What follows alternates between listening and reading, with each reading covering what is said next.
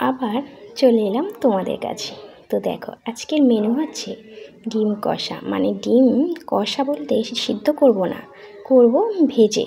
মানে ডিমগুলো না ফাটা, মানে আন থেকে ফেটে গেছে। তো আজকে ডিম ভাজার জন্য এই যে বাটি করে সাজিয়ে রেখেছি, আর আলু কেটে রেখেছি যেহেতু নতুন আলু। আর এদিকে তো ভাতই বসিয়ে দিয়েছি, ভাতের সবেই ভাত বসিয়ে জলও ফোটেনি। আর এদিকে কড়াই বসানো আছে কিন্তু তেল দেওয়া হয়নি। কড়াও থেকে গরম হয়ে তেল দিয়ে আর বসেও গেছে বিনস আলু ভাজা। আবার ভেবো না যে কালকের বিনস আলু ভাজাটা আজকের রেসিপি, আবার ফের ব্লগ দিয়েছে। না না, এটা আজকেরই, যেহেতু অল্প ছিল আজকে ভেজে নিয়েছি। তো এটা ভেজা কমপ্লিট হয়ে গেছে, মানে বিনস আলু ভাজা কমপ্লিট। এখন ডিমের আলুটা ভাজি। আর নতুন আলু যতই দেখবে কেমন একটা হয়, যাই হোক। এদিকে আলু ভাজা কমপ্লিট, ডিম ভাজছি। যেহেতু সব ডিমগুলো ফেটে গেছে তাহলে কিছু করার নেই, ভেজেই করতে হবে। আর এতে 3 রকমের ডিম মিক্স করা আছে, হাঁসের ডিম, মুরগির ডিম, পোলট্রির ডিম। কোনটা কি ডিম, আমি তো হাঁসের ডিম আর পোলট্রির ডিম গুলিয়ে ফেলেছি।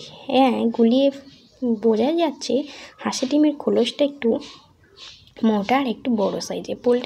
পোলট্রির ডিমগুলো একটু অন্য টাইপের মনে হয়, কিন্তু সাদা তো একই। আর দেশি মুরগির ডিম তো কালারই হয়, কোনো ব্যাপার না। তো চলো আজকের ডিমগুলো ভেজে নিচ্ছি, যেহেতু ফেটে গেছে সিদ্ধ করা যাবে না। আস্তে আস্তে করে ভাজছি। আর আমি কি করি, যখনই কড়ার মধ্যে ডিম ভাজি না, তখনই ডিমগুলো খুন্তি দিয়ে এদিক ওদিক করে দিই, যাতে তাড়াতাড়ি হয়ে যায়, যাতে কোনো প্রবলেম হয়। এদিকে ডিম ভাজতে ভাজতে বেশ তেলটাও কালার হয়ে গেছে, মানে ব্রাউন কালার হয়ে গেছে। এদিকে ডিম ভাজাও কমপ্লিট। একটু রসুন আর আদা একসঙ্গে দিয়ে ভালো করে একটু লাল লাল করে ভেজে নেব।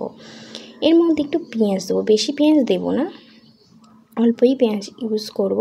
আর এদিকে এটা একটু ভেজে নিচ্ছি। তো পেঁয়াজ, কাঁচা লঙ্কা আর মটরশুঁটি, মানে মটর। এই যে শীতকালে মটরশুঁটি ওঠে, তোমরা সবাই জানো। তো আজকের ডিম দিয়ে করব মটরশুঁটি, যেহেতু অল্প করে নিয়েছি ছাড়িয়ে। আর কাঁচা লঙ্কা, পেঁয়াজ আর মটরশুঁটি দেবো, টমেটোটা একটু পরে দেবো। তো এক এক করে অল্প কিছু পেঁয়াজ কেটে রেখেছিলাম, সেগুলো দিয়ে দিলাম। এদিকে সব দিয়ে একটু ভালো করে নাড়িয়ে লাল করে তারপরে টমেটোটা দেব, আর আস্তে আস্তে সব মশলাগুলো দেব। যেহেতু কম, আমি তো খুবই ঘরোয়া মশলা ইউজ করি, তোমরাই জানো, আমার ভিডিও যারা যারা দেখো সবাই জানো। এদিকে ওটা কষতে কষতে টমেটোগুলোও দিয়ে দিয়েছি। এবার দিয়ে দেবো নুন। নুনটা দিলে কি বলো তো, টমেটোগুলো বা বাকি সবগুলো একটু জাস্ট মানে কি নরম হয়ে যায় আর তাড়াতাড়ি হয়ে যায়। আর এখনকার নতুন আলু সিদ্ধ হতে বেশ টাইম লাগে, আর কেমন খেতেও লাগে। আমার ভালো লাগে না নতুন আলু খেতে, একদমই পছন্দ না। কিন্তু কি করা যাবে, পুরাতন আলু না পাওয়া গেলে নতুন আলুই খেতে হবে। তবে পাওয়া গেলেও বেশি দাম। আর এদিকে এগুলো কষিয়ে নিয়েছি নুন দিয়ে একটু ভালো করে, টমেটোগুলো নরম হয়ে গেছে। আর এদিকে হলুদ দিয়ে দিলাম, দিয়ে একটু নাড়িয়ে নিলাম। যেহেতু গ্যাসটা একটু খুব কম আছে নেই, তার জন্য একটু নাড়িয়ে নিলাম, যাতে না হলুদটা সাইডে লেগে কড়াটা পুড়ে যায়। এদিকে দেব জিরার গুঁড়ো আর ধনিয়ার গুঁড়ো, আর দিয়ে দেব হচ্ছে একটু কি বলো তো, এলাচ গুঁড়ো। বেশি কিছু ইউজ করিনি, এইটুকুই। আর তেজপাতা আজকে দিতেই ভুলে গেছে, তাই আমি ভাবলাম আর দিতেই হবে না, তেজপাতা দিয়ে কি আর হবে, ভালো করে কষিয়ে রান্নাই করে নিই তেজপাতা ছাড়া। তো চলো আজকে তেজপাতাও ইউজ করিনি, এমনি যা যা একটুখানি ইউজ করলাম। তো ভালো করে একটা ভেজে নিচ্ছি। আর মটর মানে কি, মটরশুঁটির যে মটরগুলো একটু কি বলো তো, এই শীতকালে খেতে খুবই ভালো লাগে, আর রান্না দিলে তো আরও ভালো লাগে। এদিকে এগুলো ভালো করে কষিয়ে নিচ্ছি। এবার হাতায় করে আলুগুলো দিচ্ছি, এই কারণ যেহেতু আলুগুলো ভেজেছি, তো হাত দিয়ে দিলে হাতটা না তেল তেল হয়ে যাবে। তো তার জন্য হাতায় করে ভাবলাম হাতায় করে দিই, তাহলে আমার আর হাত ধুতেও লাগবে না বারে বারে, আর তেলও লাগবে না। তো হাতায় করে সব আলুগুলো দিয়ে নিয়ে এটা একটু ভালো করে কষিয়ে নেব। নিয়ে পরিমাণ মতো জল দিয়ে ভালো করে আলুটা সিদ্ধ করে নেব, আর তারপরে দিয়ে দেব ভাজা ডিমগুলো। তো এদিকে কষানো কমপ্লিট বলতে কমপ্লিট মানে এখনও জল দিতে বাকি আছে। কষিয়ে তো নিয়েছি, কালারটাও তো চলে এসছে ভালো, খেতে ভালো হলে হলো।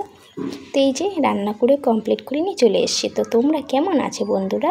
আশা করি ভালো আছো, আমিও খুব ভালো আছি। তো চলো আরও একবার তোমাদের দেখিয়ে দিই কী কী রান্না করছি। রেসিপিগুলো তো নিশ্চয়ই তোমরা দেখেছো, তো পুরো কমপ্লিটটা দেখে নাও, নাহলে যে আমার মন ভরবে না। আর চলে আসো, কে কে আমার বাড়ি আসবে, নিমন্ত্রণ রইল, এসে খেয়ে যাও, আমার কোনো আপত্তি নেই। তো তোমাদের বাড়ি কী রান্না হয়েছে অবশ্যই বলো, আর আমার ভিডিওটা ভালো লাগে অবশ্যই ভালোবাসা দিও। তো চলো, এই দেখো ডিম, বেশি কিছু মানে কি আমি দুটো ভাগে করে রাখি, যার জন্য কমই মনে হচ্ছে। তো যাই হোক, এদিকে রয়েছে ডিম, মানে ভেজে যে তরকারিটা করেছি ডিমের কষা, আর স্পেশাল রয়েছে তোমরা দেখতেই পাবে। এই যে স্পেশাল এটা না, আরেকটাই রয়েছে, এটা হচ্ছে বিনস আলু ভাজা। আবার ভেবো না এটা কালকে, না না আজকে এটা ভেজেছি। আর এই যে স্পেশাল মাছের তেল কে কে খেতে ভালোবাসো অবশ্যই জানিও, কিন্তু আমার মোটামুটি লাগে, তবে আমার বর খুব খেতে ভালোবাসে মাছের তেল, বিশেষ করে পটকা। তো চলো, এর সঙ্গে রয়েছে আরও কী বলো তো, গরম ভাত ছাড়া কোনো কিছুই হয় না।